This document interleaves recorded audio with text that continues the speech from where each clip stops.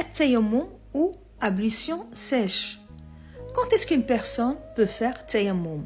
Lorsqu'elle ne trouve pas du tout d'eau ou pas assez pour effectuer les ablutions mineures al-wudu ou les ablutions majeures al-ghusl, alors il pourra faire à la place at-tayammum. La crainte de tomber malade ou de retarder la guérison, si on n'a pas beaucoup d'eau, on a juste pour boire, alors il faudra préférer préserver sa vie. Il n'est pas permis de prier 2 obligations avec un seul tayammum, même si elles sont reliées dans le temps comme pour Dhuhr et l'Asr, car la 2e prière ne sera pas valide. Si une personne trouve de l'eau à proximité de lui après avoir prié, il sera recommandé pour lui de recommencer la prière, car cela marque une forme de négligence dans la recherche de l'eau. Les obligations de tayammum. L'intention. Passer les mains sur le visage et les mains jusqu'au poignet dans leur intégralité.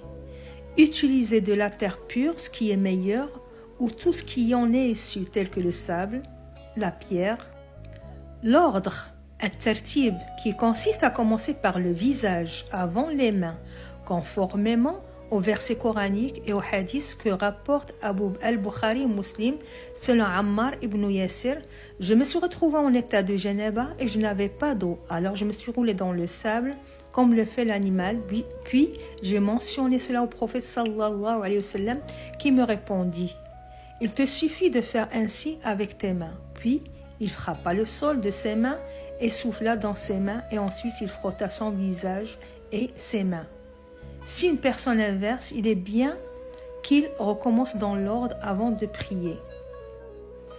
Il n'est pas permis d'accomplir le tayammum avant l'entrée du temps de la prière obligatoire.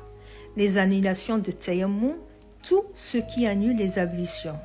La présence d'une quantité d'eau suffisante avant d'entrer en prière.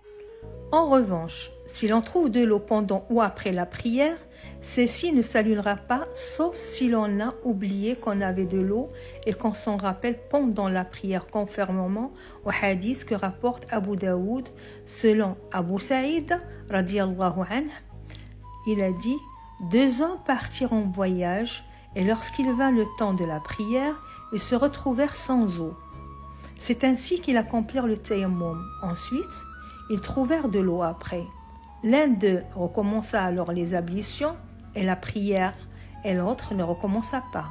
Ensuite, quand ils vinrent au prophète sallallahu alayhi wa sallam et qu'ils lui mentionnèrent la chose, il dit à la personne qui n'avait pas recommencé la prière: tu as accompli la sunna et ta prière est valide. Et il dit à l'autre qui avait refait les ablutions et recommencé la prière: tu auras la récompense doublement.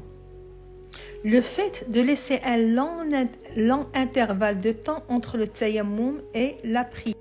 Si une personne ne trouve pas le moyen d'accomplir les ablutions avec l'eau et ne trouve pas non plus de quoi accomplir le tayammum, il pourra accomplir après la prière dans l'état, comme la personne qui est enfermée ou attachée, et n'aura pas besoin de rattraper ses prières, car Allah ne demande pas à une personne plus que sa capacité.